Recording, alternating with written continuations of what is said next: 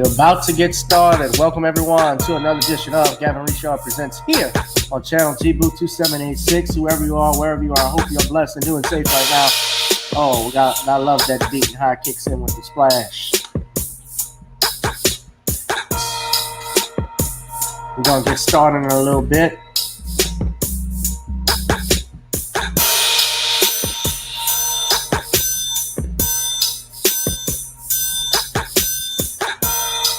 Hope everyone is doing safe and blessed right now.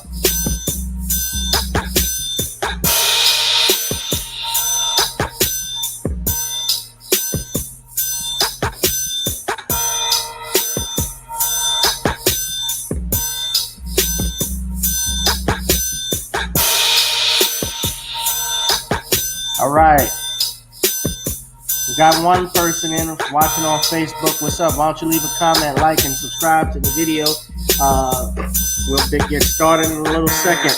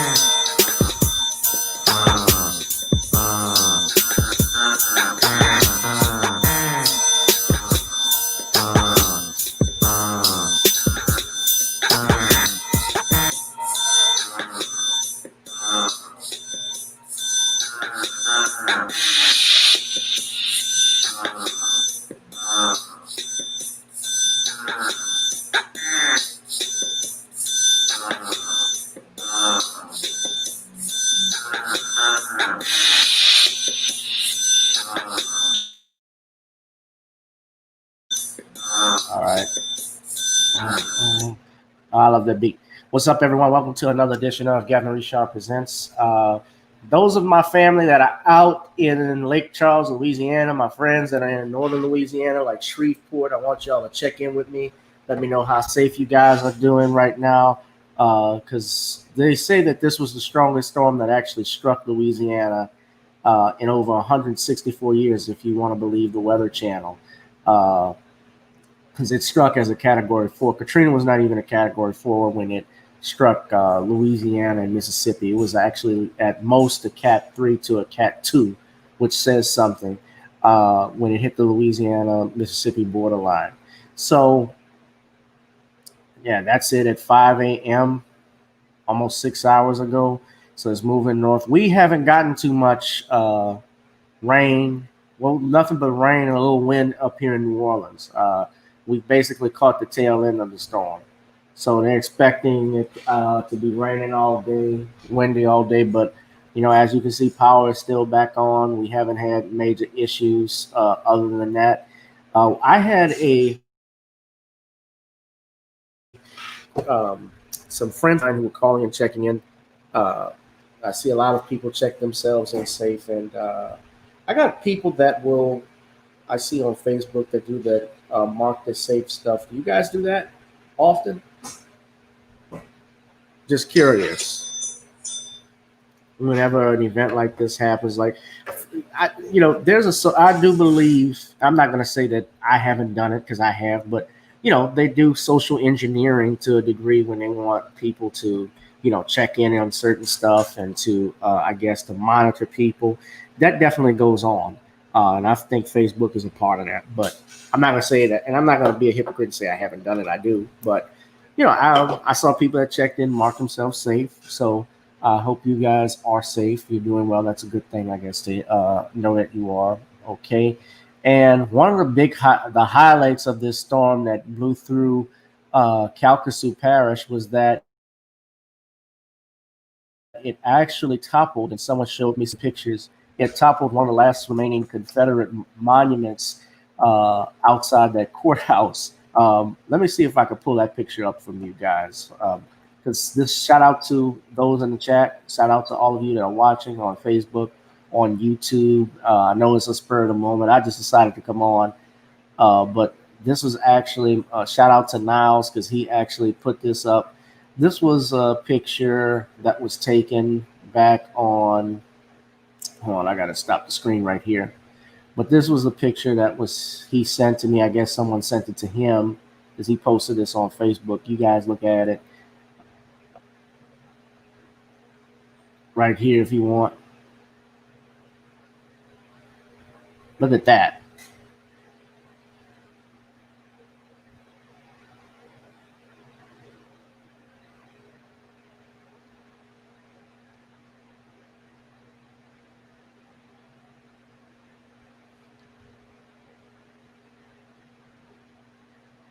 Hurricane Ogun.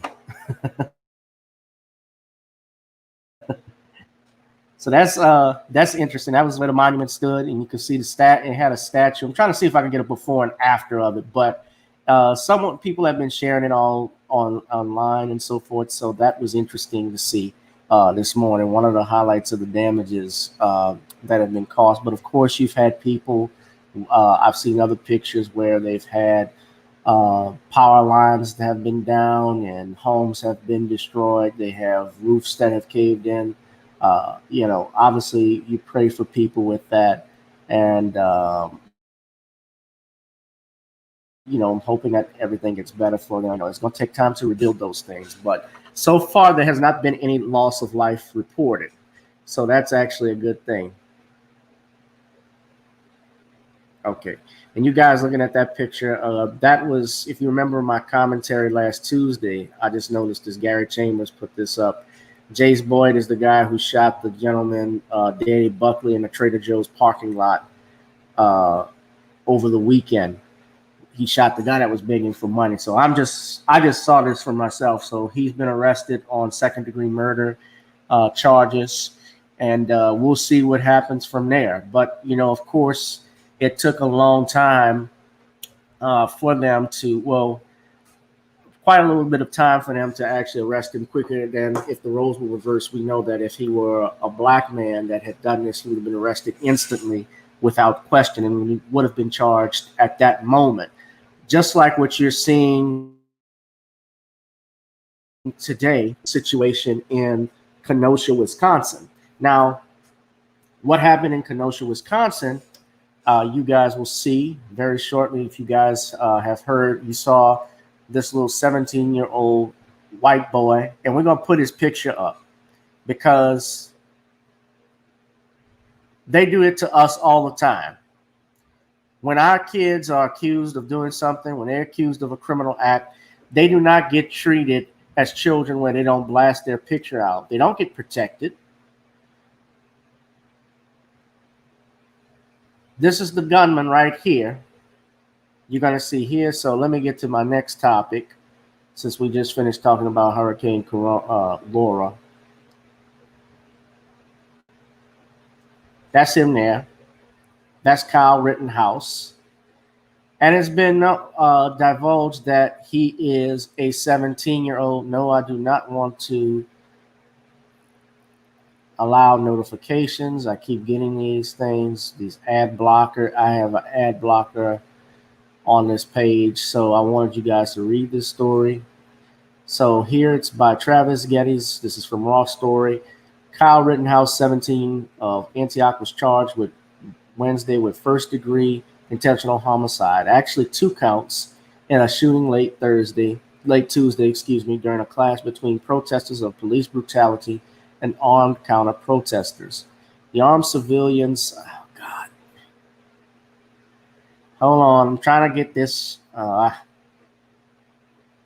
You notice how they have the ads that are up, and when you try to click on them to get out of them, what happens is that they actually end up making you click on the ad. Have y'all noticed that? So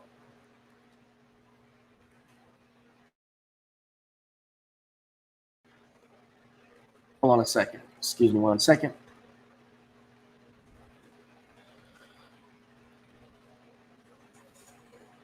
So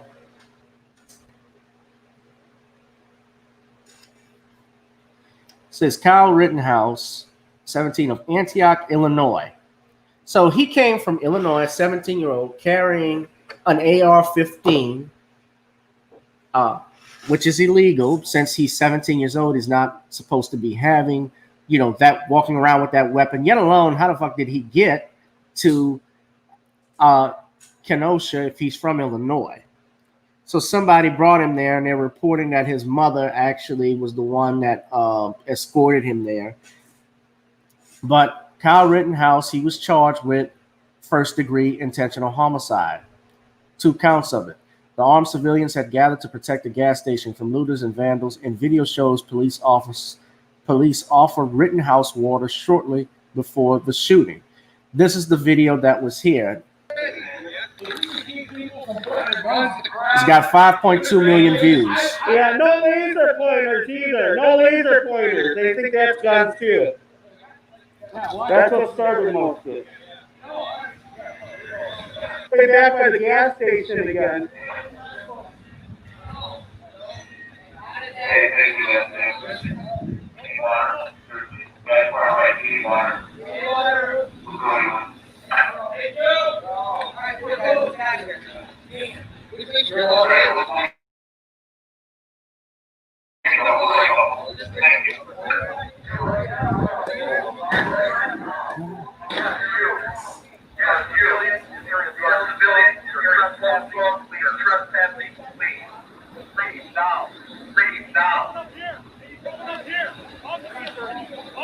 We got a couple, but we got to save a couple, but we'll give you a couple.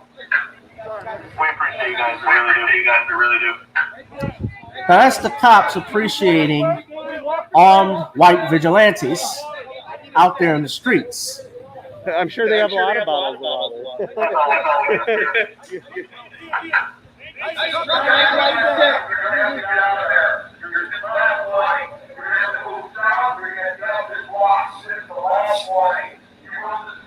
All right.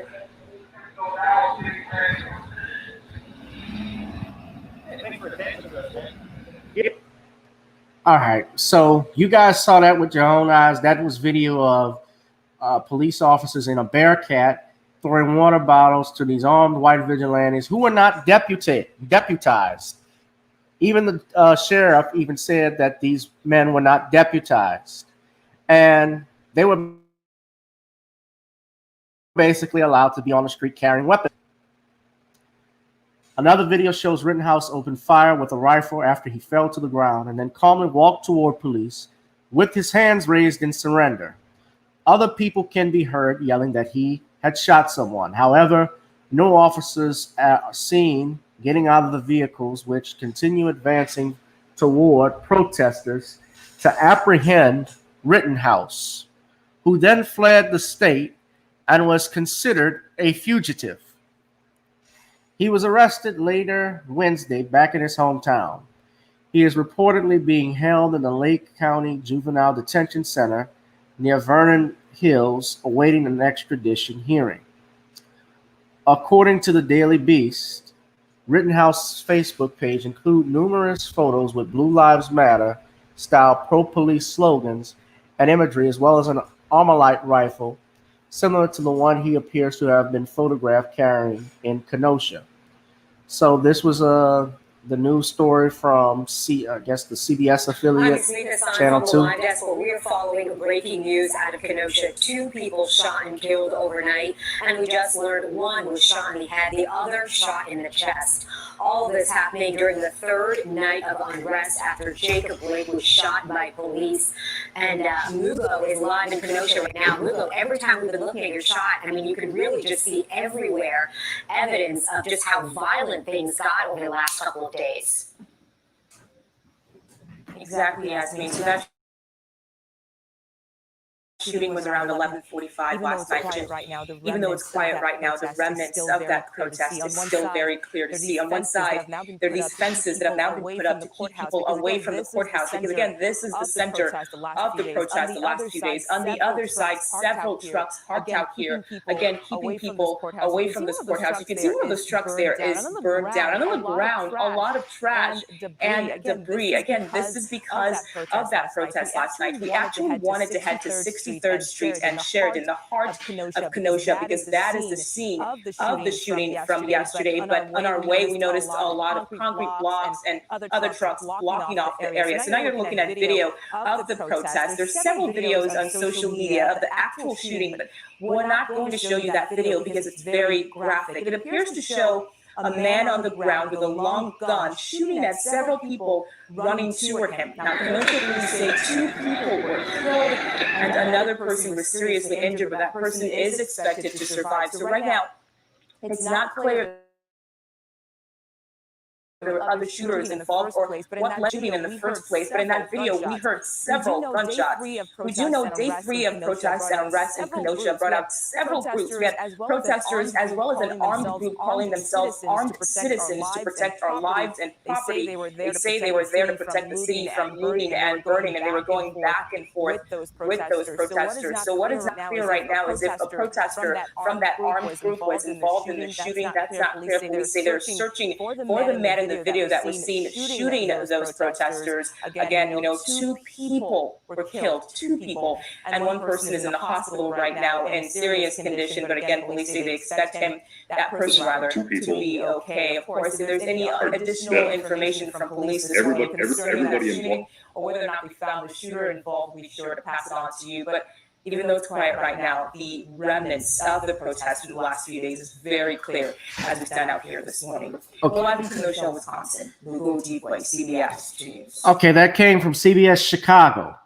Now, let me get out of this one, guys, and I'm going to play you another video. This shout out, of course, to the legendary Tariq Nasheed. He actually has some videos up on his Twitter feed that I'm getting this information from.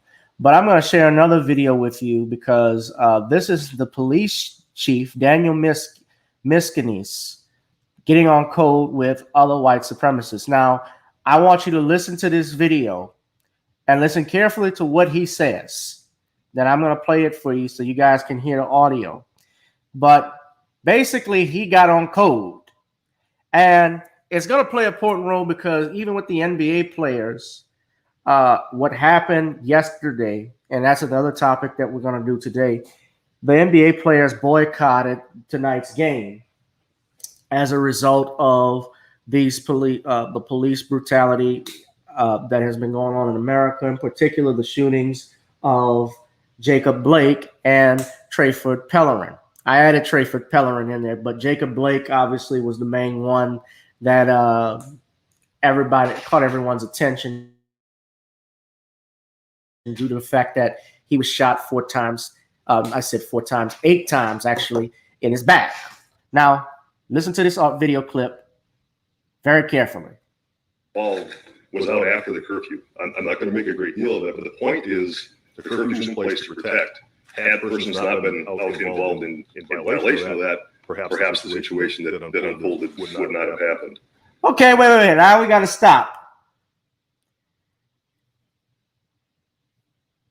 He essentially just said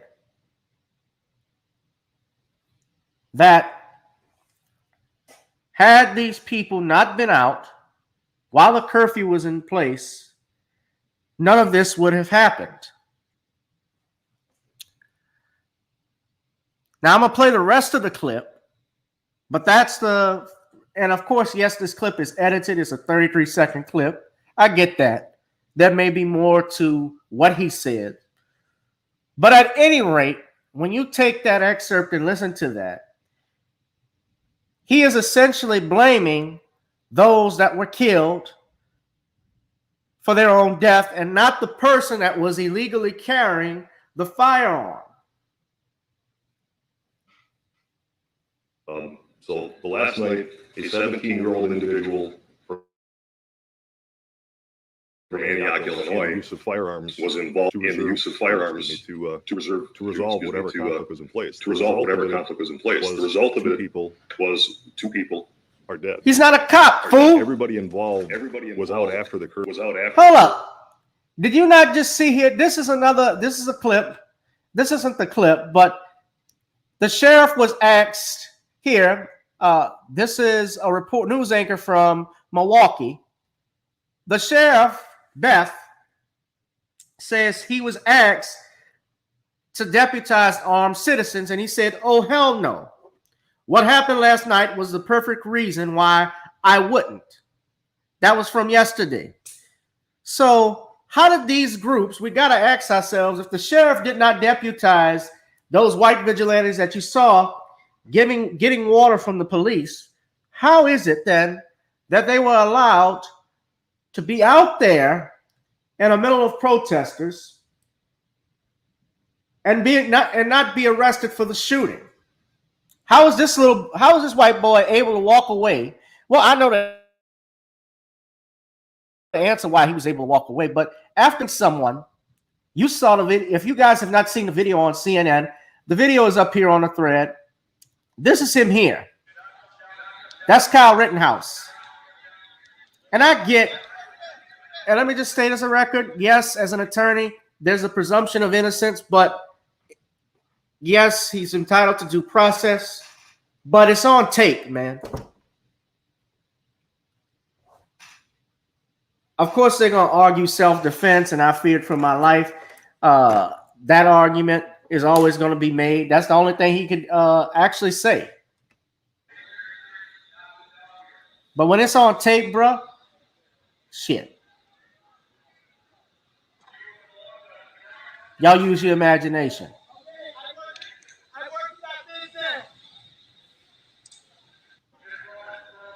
I work back this end.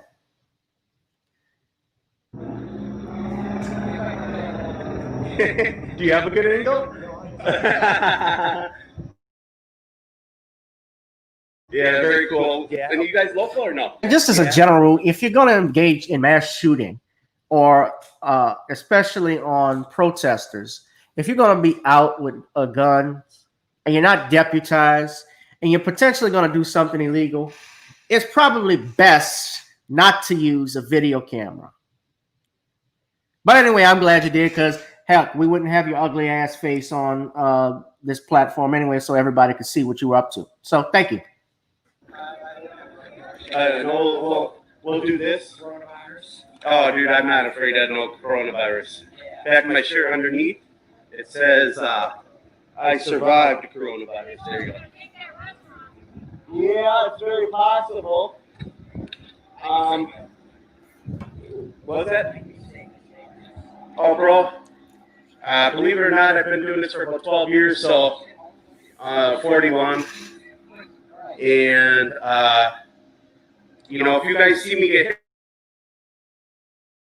hit with something, I'm knocked out, that's when I need help. It looks like somebody's going to beat me with the club, then I need help. Other than that, I can... Non-aggression principle. Non-aggression principle. I don't want anyone hurt. I don't want anyone hurt. The non-aggression principle, I don't want anyone hurt.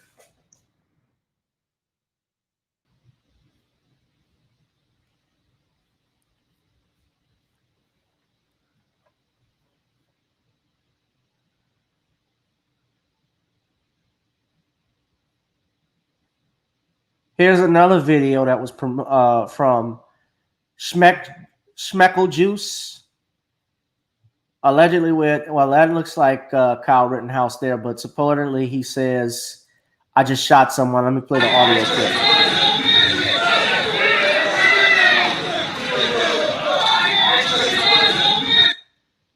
He says, "I just shot somebody."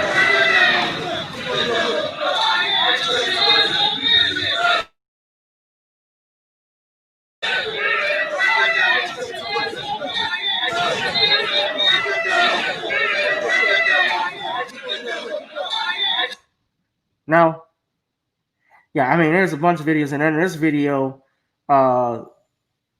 supposedly, this one was this was posted. It's 27 seconds long. where these white armed militias actually admitting that the police were working with them. So I'm gonna play that clip for you. It's got 111,000 views. You can hear it here. Shut up this goddamn bullshit business, and I get it, but you left the city open. You know what I told us today? They were like, we're gonna push them down by you because you can deal with them, and then we're gonna leave. See, and then as soon as they said, the second the shots fired, I had to tell like 6 people it wasn't from you. Yeah. So like we fucking, as soon as they said that bullshit to us, people hurt. Oh, you're hurting. Shut this goddamn bullshit business, and I get it. You left the city open. You know what the cops told us today? They were like, we're gonna push them down by you because you can deal with them. We're gonna leave. And then as soon as they the second the shots fired, I had to tell like 6 people it wasn't from you. So like we fucking, as soon as they said that bullshit to us, people hurt. Oh, you're hurting. Okay, so that man is saying that business, and I get it, but you left the city open. okay, so that man is essentially, this is only a 26-second clip, but it sounds like he's saying that the police were forcing those protesters over so that they could handle them. And it's not a shock and surprise if that is true. All right. And let me say this.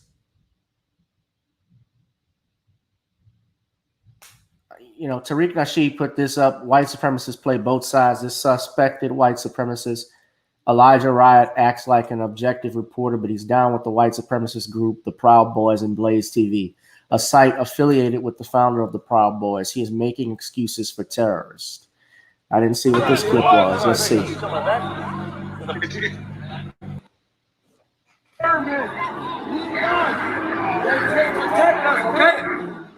As long as y'all not against each other. Be right back, guys. The government not with each other. We are with you. Let's go. Let's go. Your life is better than black lives. Behind us.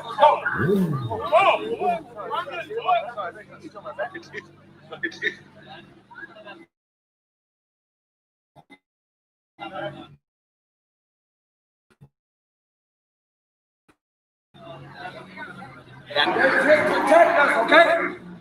As long as y'all not against each other, and we talk, we against them. They gonna be here. We all gonna go over in that parking lot. We gonna form them up, all right? As long as you fuck with the government, not with each other, we are with you. Let's go. Your lives matter for black lives matter. Behind us, let's go.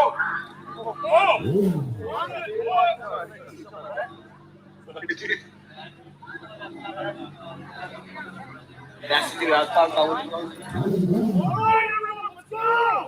Go! Herman, protect us, okay? Hell yeah. As long as y'all not against each other, and we talk, we against them. They gonna be here. We all gonna go over in that parking lot. We gonna form them up, all right?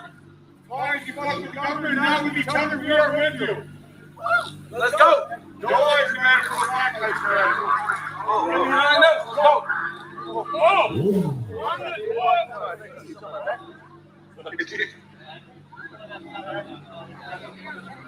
That's the dude I was talking about. All right, everyone, let's go! Go! Herman, protect us, okay? Hell yeah. As long as y'all not against each other. And we talk, we against them. Over in that parking lot here. We all gonna go over in that parking lot. We gonna form up, all right? The government not with each other. We are government not with each other. We are with you. Let's go. Your lives matter for black lives matter. Behind us, let's go.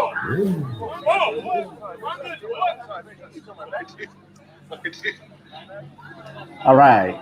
So I don't know so much about this one.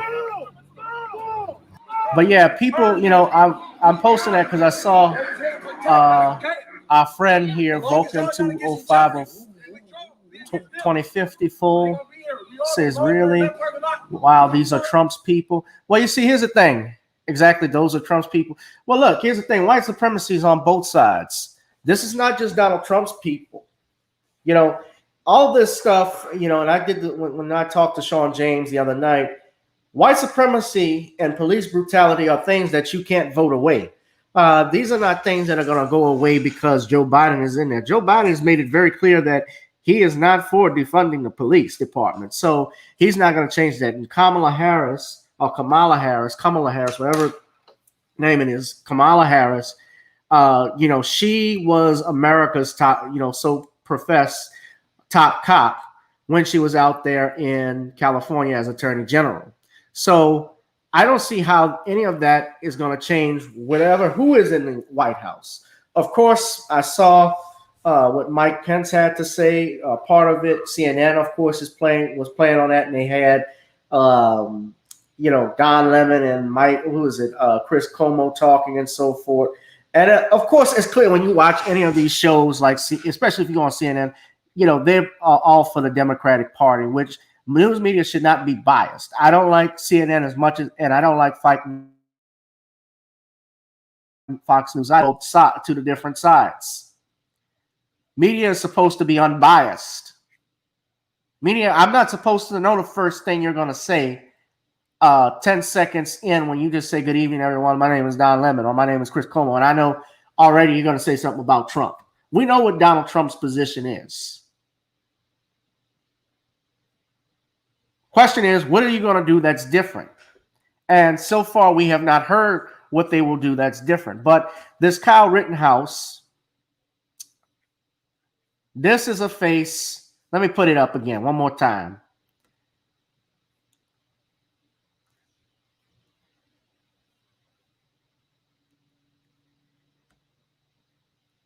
This is a scared little boy. This is the face of a punk. Look at him.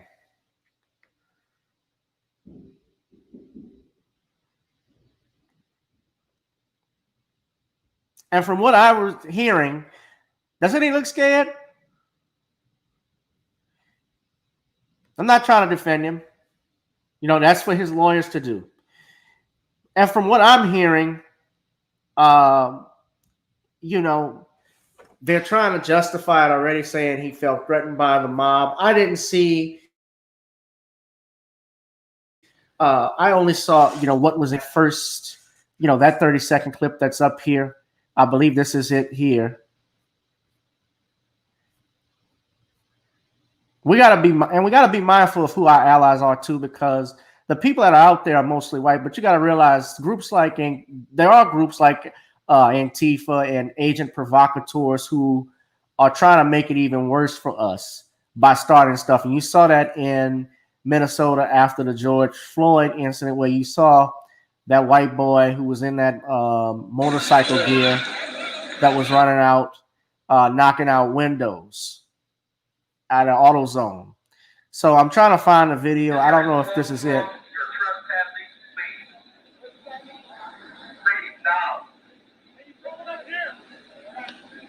You guys can't hear the audio. Hold on, let me. We got to save a couple, but we'll give you a couple.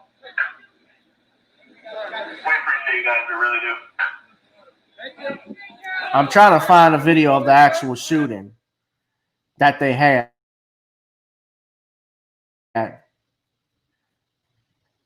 Let me know. Can you guys hear anything coming from the Twitter sound? I didn't. Hold on. Can you guys hear the computer? I have it. I don't have it on right now, but let me stop the screen. Let me put it back up. Hold on a second.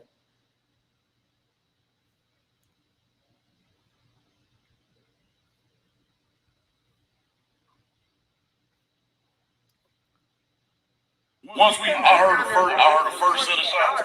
Once I heard the second set of shots, I could hear it was a different caliber. I did back in. It was like 3 or 4 young people from me. I was like, get y'all ass in. I ain't everybody in secret about it. And then I sit by it because I got to wait on my brother. He come to the door. I let him in. We all slid in his way to the shots.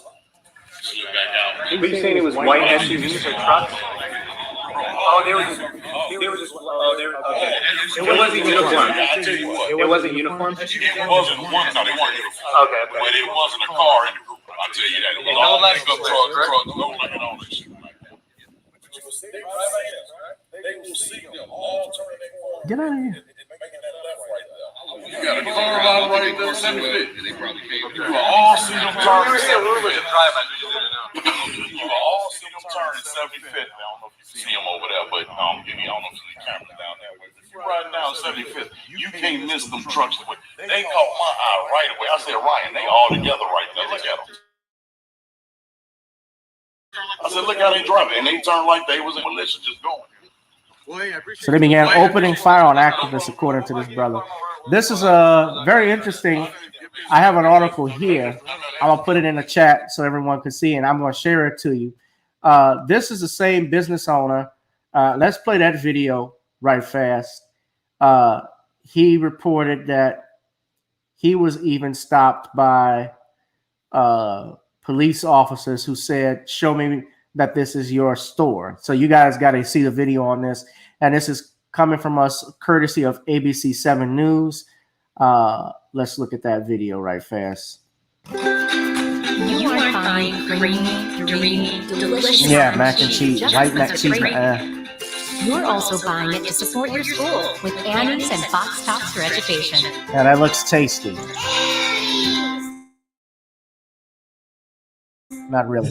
That's Yema business owner Yema Calip at the door of his own store talking with the Tiburon police supervisor. What we are doing at 1 o'clock in the morning, and he wants me to prove who I am. Calip started the brand with his wife when they were in college. Their pictures are even on the store's walls. Proceeds from clothing sales help send orphans to school. We try to build a brand with a big heart. He opened the store this past February and says it's not unusual for them to work late into the night. We had just received a huge inventory, and we just wanted to come out and put the inventory out before Saturday morning. This street closes at 9 o'clock at night. There's never anybody in here. Okay. This is regular business hours. No customers in there. Okay. Is it your store? I did feel racially profiled. You should be grateful that we're being as diligent as we are to look out for the street. Is what we do. A Tiburon police spokesperson tells ABC 7 News the town has hired an outside independent attorney to conduct an investigation. Quote, at the conclusion of the investigation, the report will be provided to the town manager for review, and appropriate action will be taken based on the findings of the investigator. The supervisor demanded Calip put his key in the door to prove ownership when a neighbor shouted at police identifying him. What's that? Even after the supervisor walked away, the officer who first approached the store said this. Calip refused. He's hoping this recorded interaction will inspire a different conversation. How can we do better as a community? How can policing be better? How can policing be done with empathy? Melanie Woodrow, ABC 7 News. I thought this was the same owner from the last one. His picture had come up, but obviously it wasn't. So you guys saw that and see what happened, how this guy was being profiled at his store. But that's stuff that we've always had to deal with. It's basically to show me your papers. Show me your paper story. They always say that. They can't believe that you own anything. And okay, so this was actually, that tweet is unavailable now, but that was, it is available. Let me put this one up. So this is the actual shooting that took place. They had it on CNN, but they edited it. So I just want to warn everyone that this is graphic. If you see something like this, or you saw this, but some of you may have seen this already on Twitter.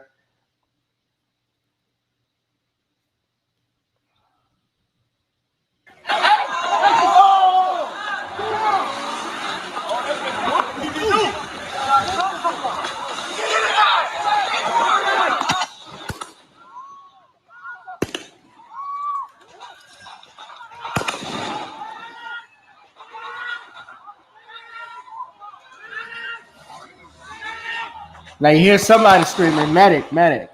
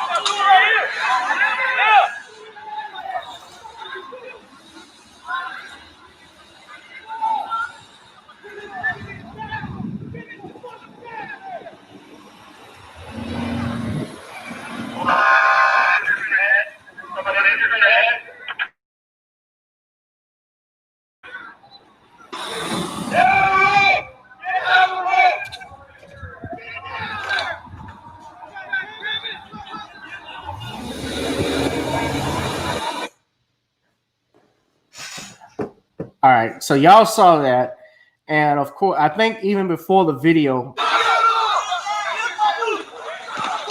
they said, "Get that dude."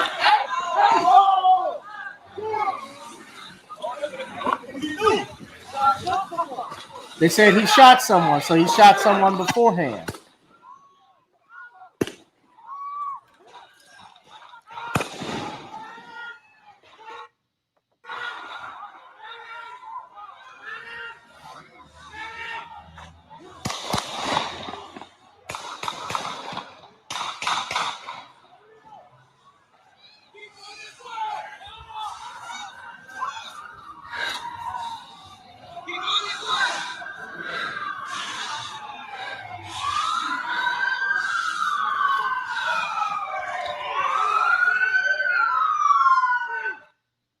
Okay.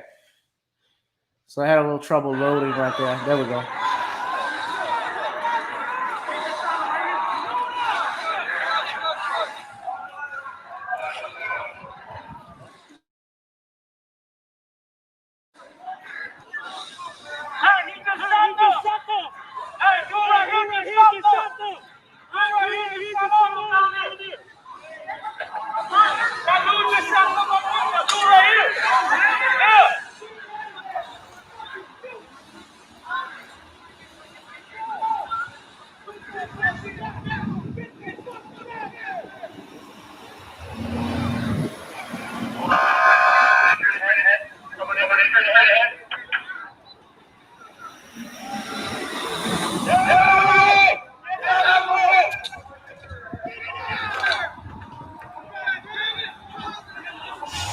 And you see this guy after he shot these two people, he walks through a police convoy and then just gets on the side of the sidewalk talking to the police officer in a police car.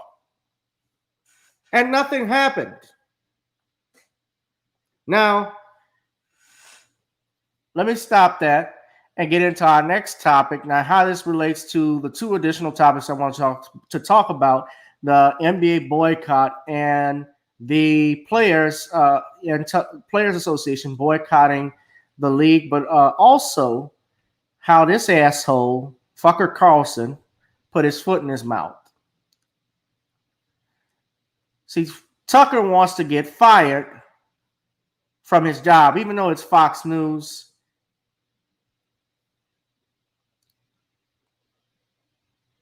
He basically defended this guy. So if you guys can bear 7 minutes and 44 seconds so you can hear the clip and we'll go over it. Chaos that began with the first George Floyd protests on Memorial Day has reached its inevitable night. 3 people were shot on the streets of Kenosha, Wisconsin. 2 of them have died. Police say they charged a 17-year-old with murder. Here's what Kenosha looked like last night.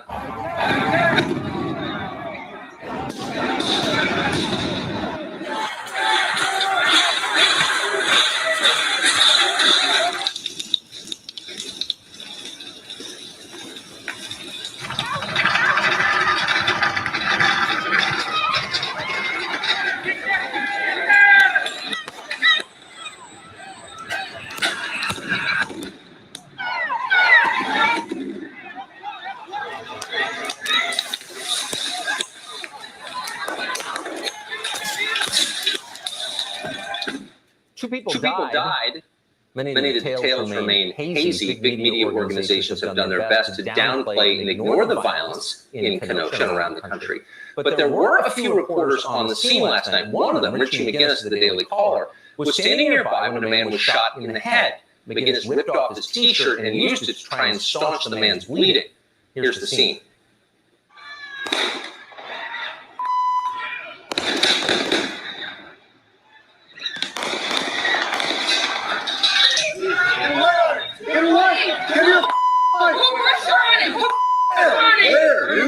Where? Where's the hole? Where you in? Where you in his head? Come on! Put pressure! Keep your eyes open! Keep your eyes open! Sorry for the painful video, but it's real. That man later died. At one point, the 17-year-old who's now been charged tried to run from the mob. He tripped the man, rammed him in the head with the skateboard. The 17-year-old.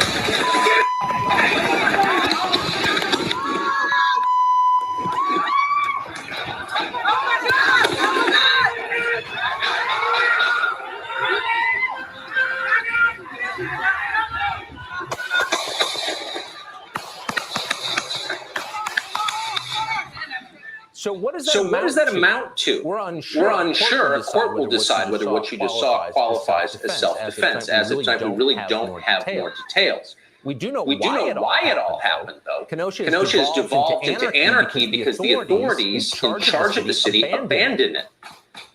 People in charge, from the governor of Wisconsin on down, refused to enforce the law. They stood back and they watched Kenosha burn. So we're really surprised that looting and arson accelerated to murder. How shocked are we that 17-year-olds with rifles when no one else would? Everyone could see what was happening in Kenosha. It was getting crazier by the hour. Watch this scene from last night.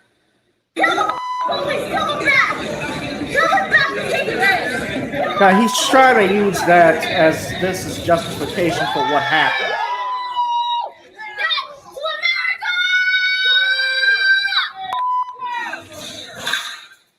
Kill the police, death to America. That's not Iran, it's Wisconsin. It could have been a dozen other places in this country. The violence has been building unabated for 3 months now. Every day the mob becomes more radical.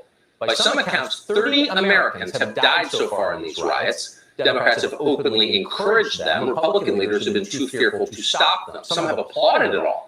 5 days into the first Minneapolis riots in May, as the city burned live on camera before everyone, former South Carolina Governor Nikki Haley took to Twitter to support the rioters. Quote, "It's important to understand that the death of George Floyd was personal and painful for many," Haley wrote. "In order to heal, it needs to be personal and painful for everyone." Well, Nikki Haley's wish came true. The riots have been personal and painful for this country, but not for Nikki Haley. She appears to be thriving. On Monday, Haley spoke at a featured spot at the Republican National Convention, and the media hailed her as the future of conservatism. Now, you guys even praised her, Tucker. You guys at CNN praised her because, remember, Nikki Haley said that America is not a racist country. She said this at the Republican National Convention, and I'm looking at an article, CNN analyst slammed for tweet hitting Nikki Haley's claim that America is not a racist country on Fox News. In much of the Democratic Party, it's now fashionable to say that America is racist. Well, this has always been, and the CNN analyst you were talking about was Asha Ranjappa. Asha Ranjappa. And remember, she was the former governor of South Carolina, where they still had the Confederate flag flying over the state capitol. Remember they took that down back in 2015? After the Charleston, the shooting of the 9 people in was it Mother Immaculate Church? Am I getting that name wrong? Let me know, please. But these are the hypocrites. You know, I remember when Tucker Carlson was on a show, I had a show called Crossfire that was on CNN. And I remember specifically Jon Stewart calling Tucker Carlson, or Fucker Carlson, a dick. Y'all remember that? See if I can find it. Yes, this is the clip. I'm going to play that for you. I'm going to continue playing this video. They hate the Republican Party. A party that tolerates rioting has no future in a democracy. Human beings crave order. It's a prerequisite for life. They fear uncertainty. But you condone murder? You condone shooting people unjustifiably without cause, Tucker? Of course it is for the courts to decide Mr. Rittenhouse's guilt or innocence. But nevertheless, Do you condone that anarchy? You condone white vigilantism. Vigilantism, excuse me. Above all, people will trade virtually anything for relief from chaos. That's a fact of human nature. It's always true. And politicians who understand that win. Rudy Giuliani got elected twice in an overwhelmingly Democratic city because he knew that underneath it all, everyone hates lawlessness. Everyone. Richard Nixon knew that too. Nixon was not a charming man. No one ever longed to have a beer with him. Yet Nixon managed to win what is to this day the single biggest blowout in American history, the 1972 elections. How did he do that?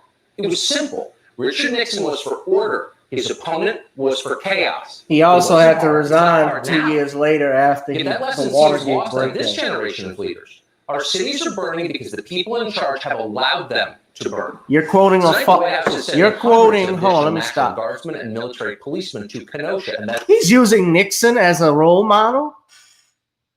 Tricky Dick. I am not a crook. I am not a crook.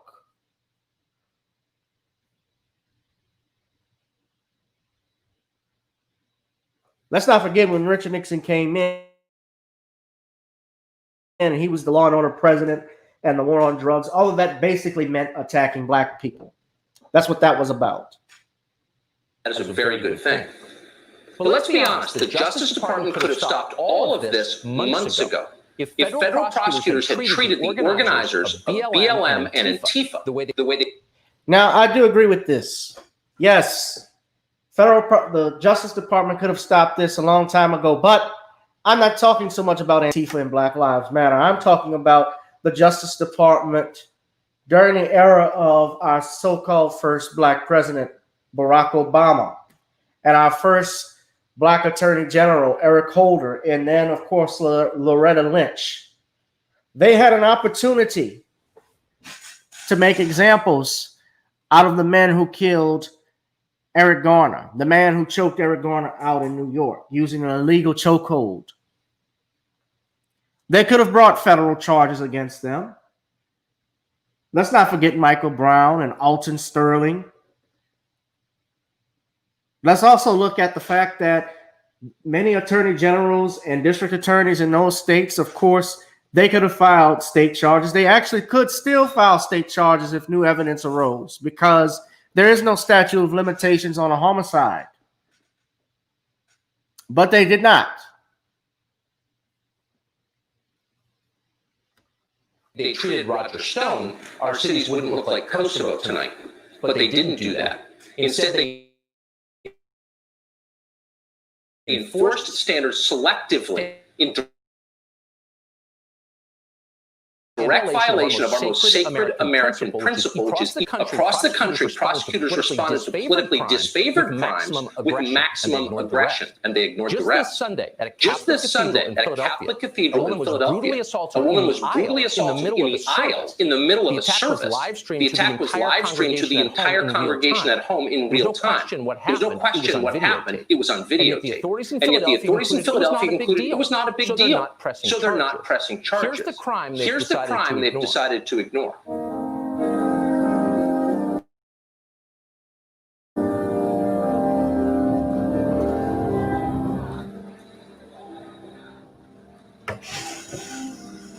It's awful.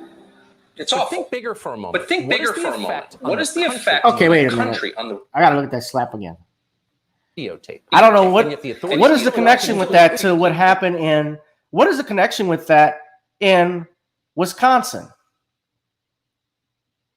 I'm not saying I condone what the lady did to go in a house of God, worship a house of God and do that. I don't even know if that was, it looked like it was something that could have been personal. That person could have mental issues. I don't know. Hey, I'm making excuses up just like you guys do whenever our people get shot. It was not a big deal. So they're not pressing charges. Here's the crime they've decided to ignore. A slap versus a shot. Okay.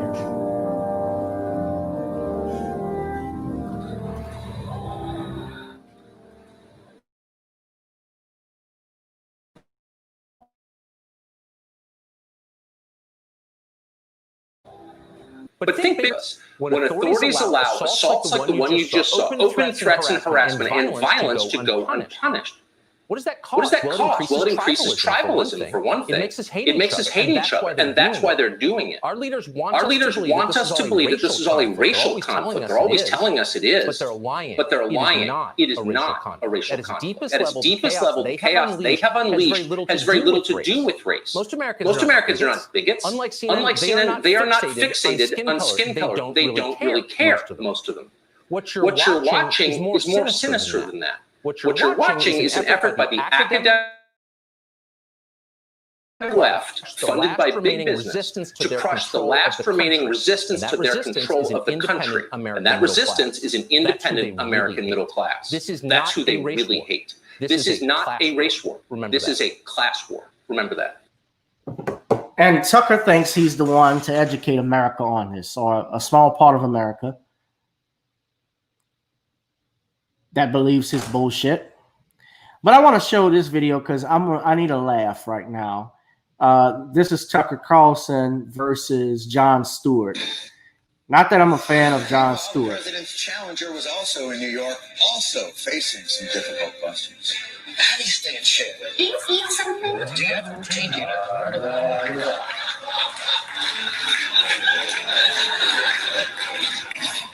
It's like Nerf crossfire.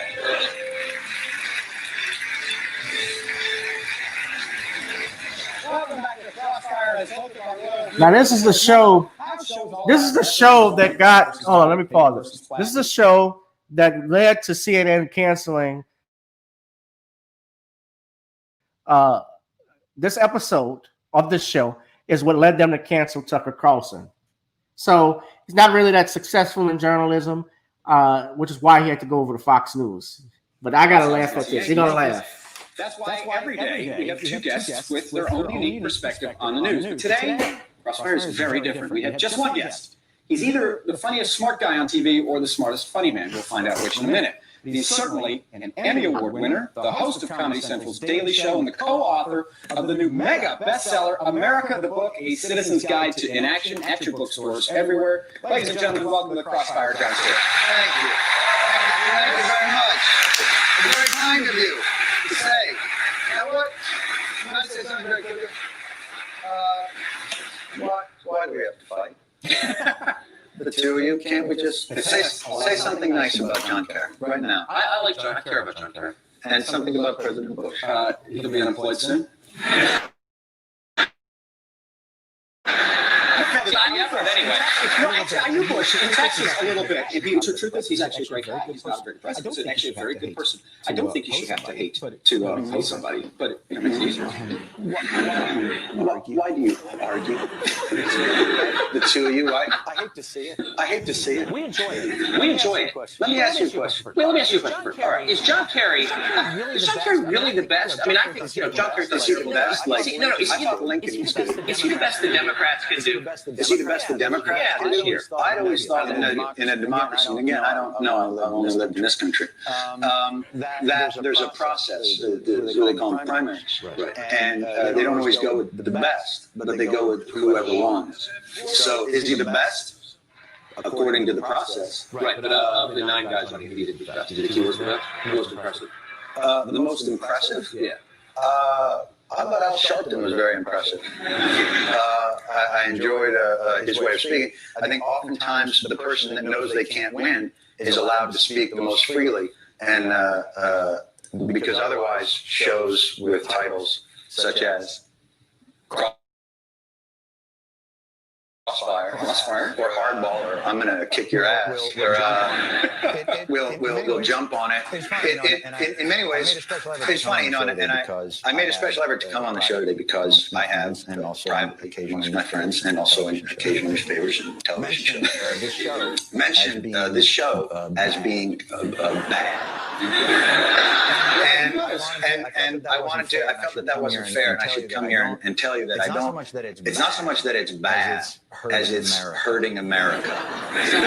So I wanted to come here today and say, here's just what I wanted to tell you guys. Yeah, stop hurting America. Okay, now and come work for us, because we, as the people, not well, but you can sleep at night.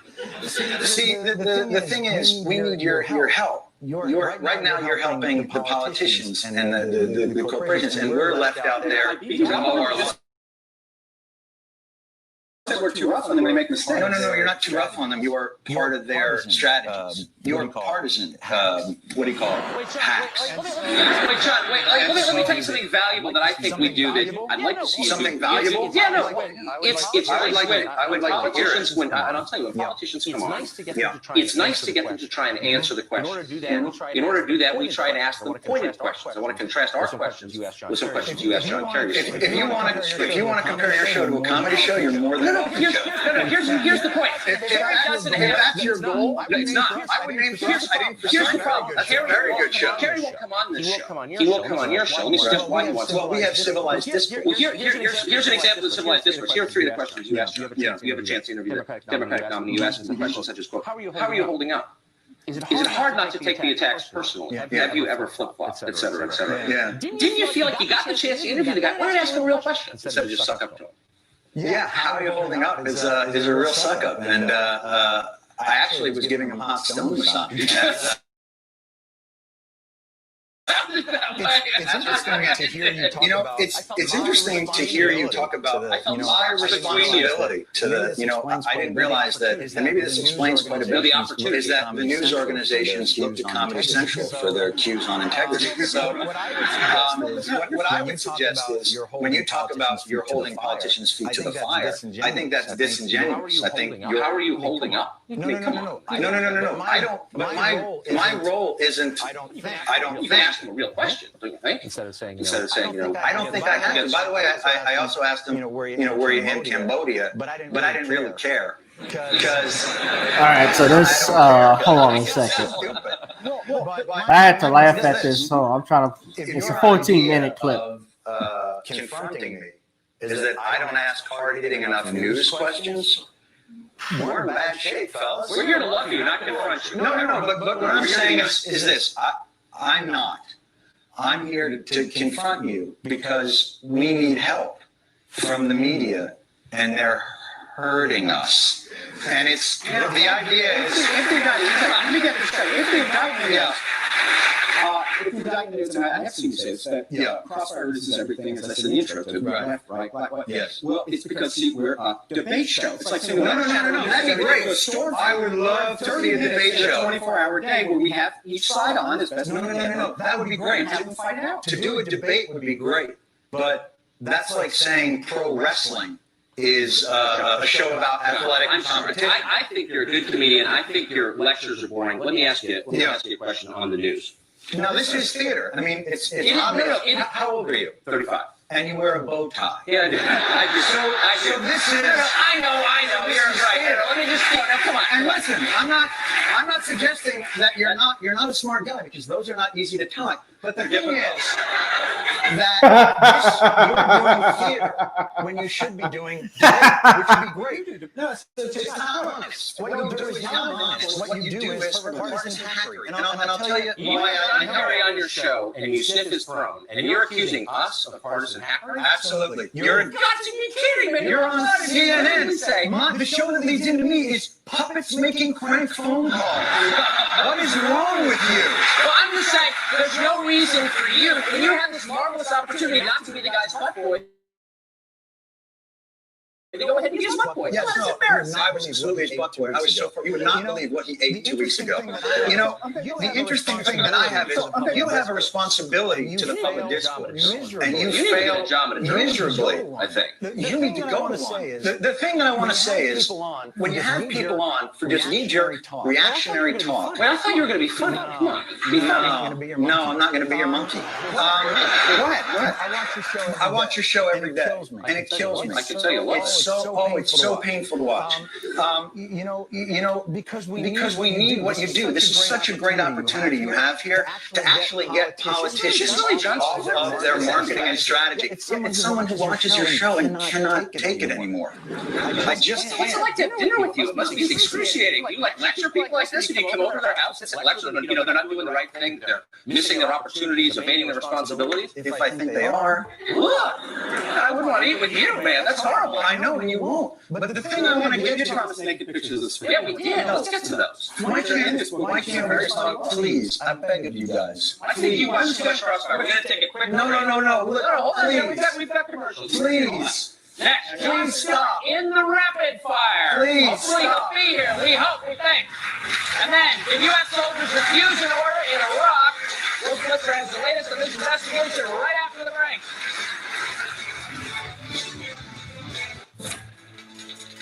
I'm Wolf Blitzer in Washington. Coming up at the top of the hour, the Pentagon investigates a report that U.S. soldiers refused to go on a dangerous mission in Iraq. We'll have details. In medical news, the FDA prescribes a strongly worded label on antidepressant drugs.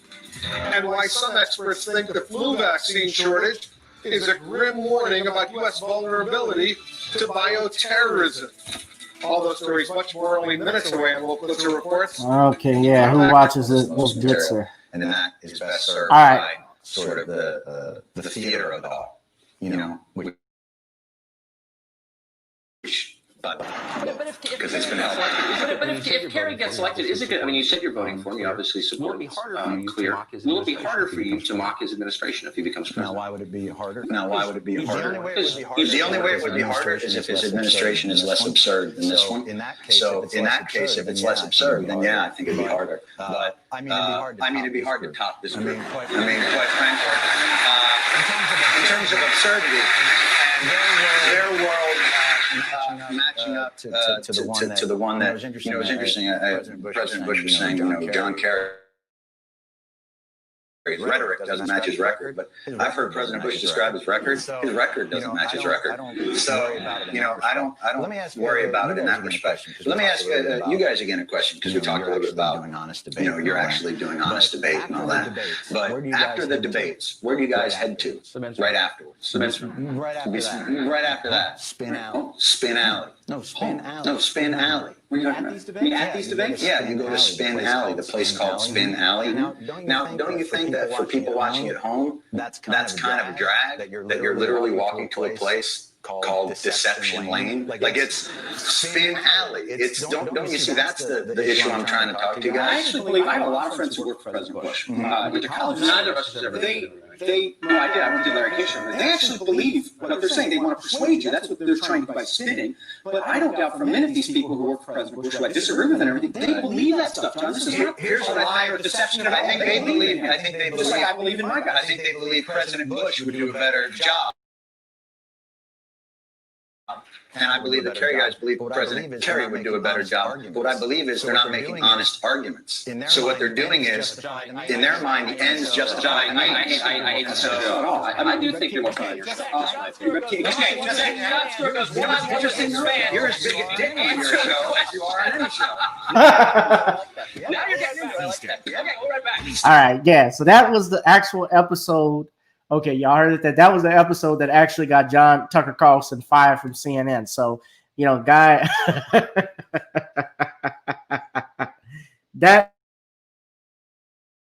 was funny. So,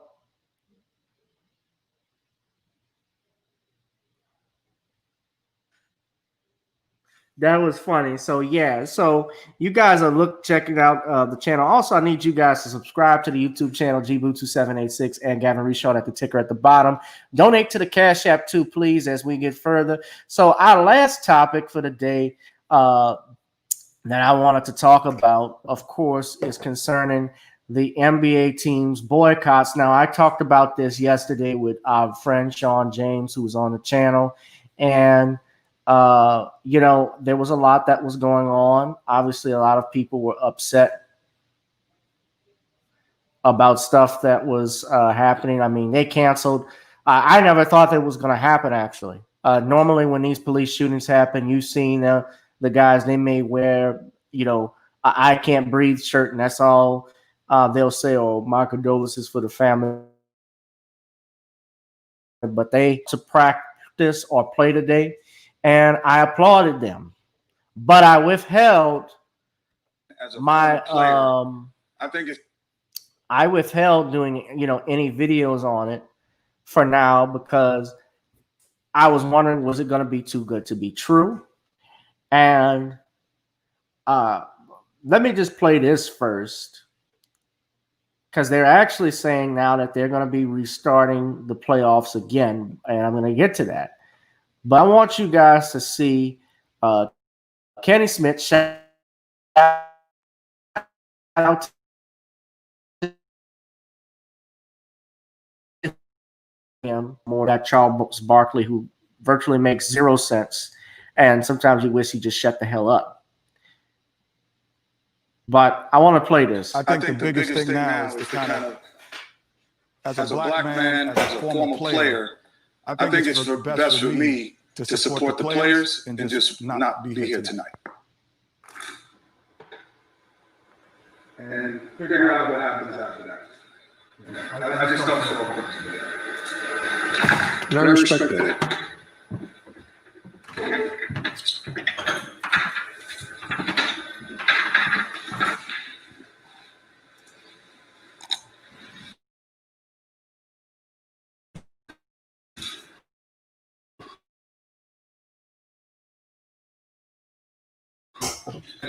To support the players and just not be here tonight. But then, okay, but then it was announced.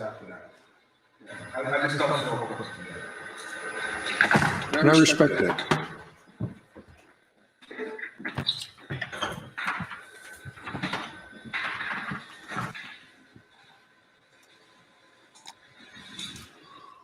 I think the biggest thing now is to kind of, Okay, so that was it there. But then, and so I applauded them. And then you see LeBron James. Let me stop the video. You know, I saw LeBron James talk in the Milwaukee Bucks when they made their statement, and they said they weren't going to play after what was going on. And, you know, it was something that really had never been done in almost 50 years. Since the great Bill Russell played for the Boston Celtics, when he and the Boston Celtics protested. That was in 1961.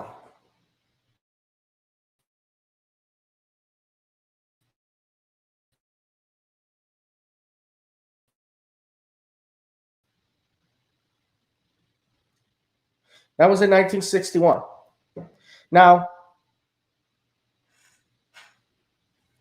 today they protested, but then I saw this on, and this came along on ESPN.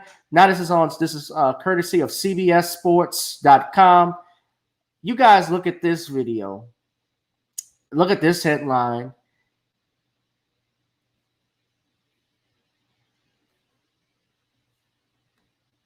Says NBA boycott, live updates. Players agree to resume playoffs per report. League eyeing Friday or Saturday. Seen on the streets of America. So I'm wondering, what the fuck was all of this about then?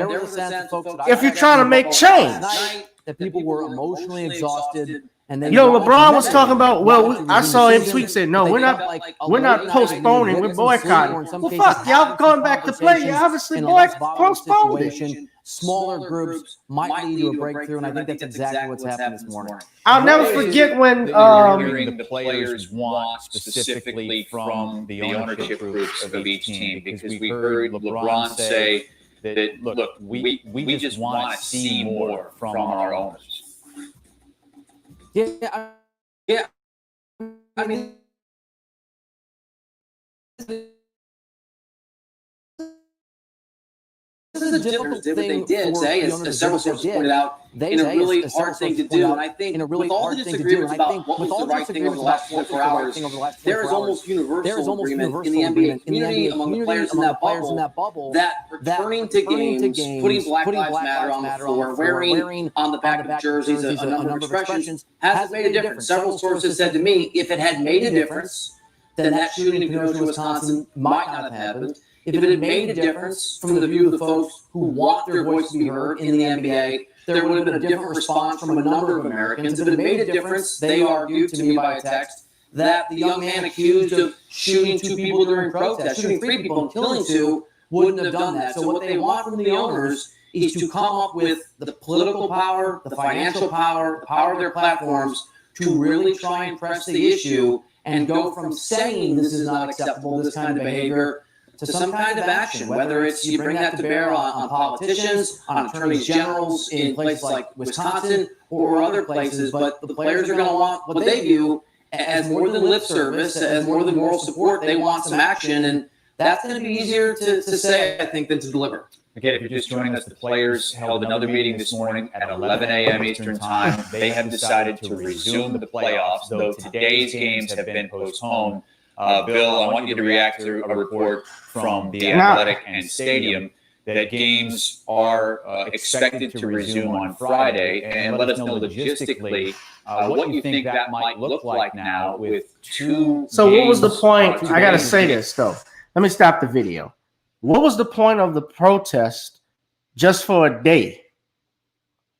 When Dr. King and the other members of the Montgomery bus boycott protested Jim Crow, racial segregation in the Montgomery bus system, that boycott lasted for well over a year. That lasted until the Supreme Court made the groundbreaking decision that segregation on public transit systems was unconstitutional. So for a whole year, you had elders that were walking to work. They weren't catching the bus. They were catching rides and carpools with other church members. Other people in the community were picking people up.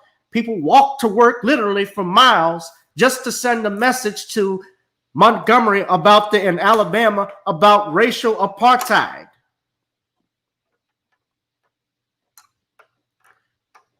If you're going to be committed to something, it is not something that's going to happen overnight.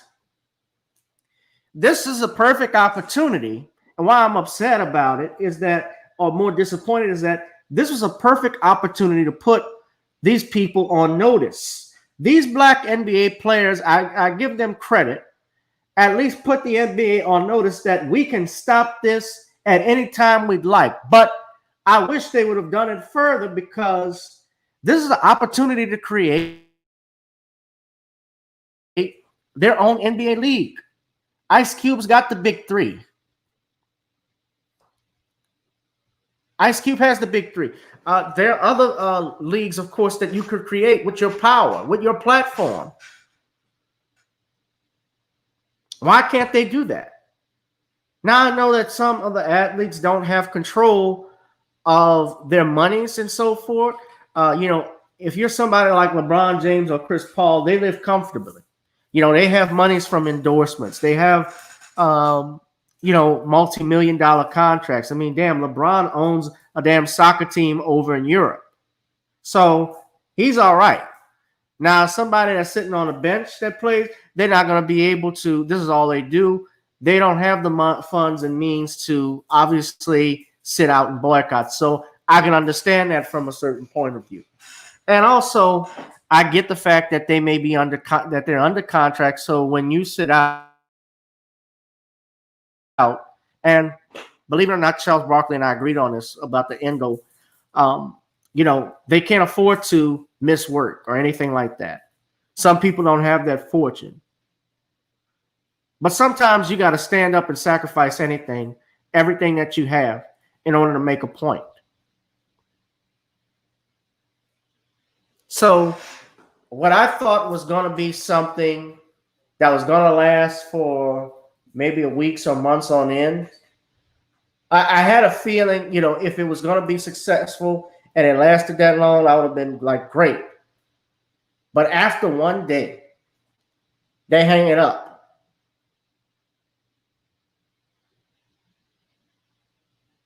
That's why I keep telling y'all, stop looking to leaders as your heroes. Stop looking to athletes as your heroes, celebrities.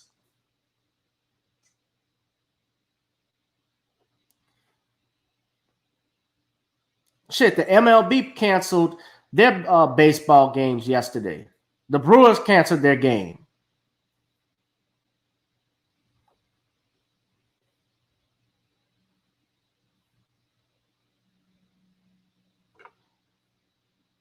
The WNBA, heck, they stay on code with this shit. I give them credit for that. Although I don't watch the WNBA, nobody watches it. Then again, that's true too. They got no choice to boycott because nobody's looking at it.